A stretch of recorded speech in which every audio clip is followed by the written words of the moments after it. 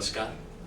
महाराष्ट्र राज्य साहित्य अकादमी आज पुरस्कृत करने जा रही साहित्यकारों को भाऊ साहब नवले यहाँ पधारे हैं।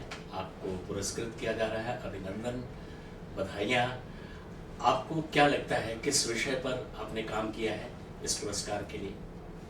नमस्कार सर, मैं डॉक्टर भाऊ साहब नवले, लोक नेते डॉक्टर बाला साहेब विखे पाटिल, पद्म भूषण उपाधि से सम्मानित प्रवरा ग्रामीण शिक्षण संस्था का कला वाणिज्य एवं विज्ञान महाविद्यालय सातरड़ अहमदनगर, जहां मैं विभागाध्यक्ष के रूप में कार्य कर रहा हूं, पंडित महावीर प्रसाद द्विवेदी जी के नाम से मुझे सम्मानित किया जा रहा है।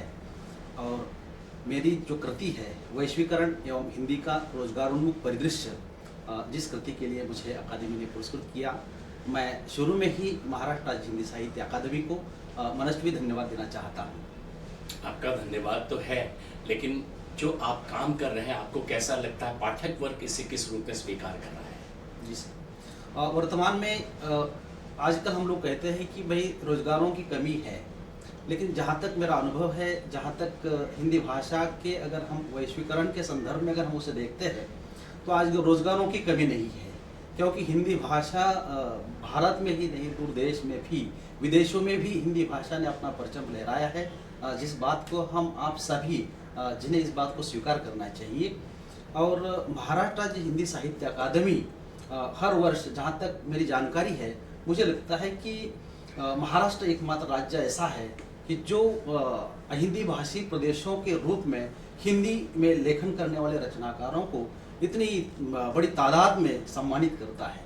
और ये जैसे कि हम बात करते हैं कि भाषा के लिए आगे जो बढ़ावा चाहिए, किसी भी भाषा की उन्नति के लिए जो बढ़ावा चाहिए, वो अकादमी के माध्यम से अन्य गोष्ठियों के जरिए हो, कार्यशालाओं के जरिए हो, या इस प्रकार से अन्य पुरस्कारों से सम्मानित अकादमी करती है। तो मुझे लगता है कि ये महाराष्ट्र राज्य हिंदी साहित्य अकादमी की ये सबसे महत्वपूर्ण उपलब्धि है। अकादमी महाराष्ट्र राज्य साहित्यकारों और पाठकों के बीच किस तरह संवाद कर रही है? जहाँ तक मुझे लगता है कि अकादमी का जो दायित्व है, एक पाठक और साहित्यकार के रूप में, रीढ़ के हड्डी के रूप में, मुझे लगता है जैसे कि हम दूरा कहते हैं, वो भूमिका साहित्य अकादमी निभा रही है। दूसरा एक बात का जिक्र मुझे अवश्य करना चाहिए कि महाराष्ट्र राज्य साहित्य अकादमी, जिनके निर्देशन में पर्यटन एवं सांस्कृतिक कार्य मंत्रालय जिसके निर्देशन में चल रहा है, महाराष्ट्र के जो मंत्री है श्रद्धेय सुधीर मुनगंटीवार जी, उनके नेतृत्व में, और महाराष्ट्र के जो मुख्यमंत्री है, साथ साथ उप मुख्यमंत्री है, उनके निर्देशन में अकादमी साहित्यकारों के लिए, साहित्य के लिए और मातृभाषा के अलावा भी हिंदी भाषा के प्रति मुझे लगता है कि वो प्रतिबद्ध है। बहुत बहुत धन्यवाद आपका, बहुत बहुत धन्यवाद, अभिनंदन।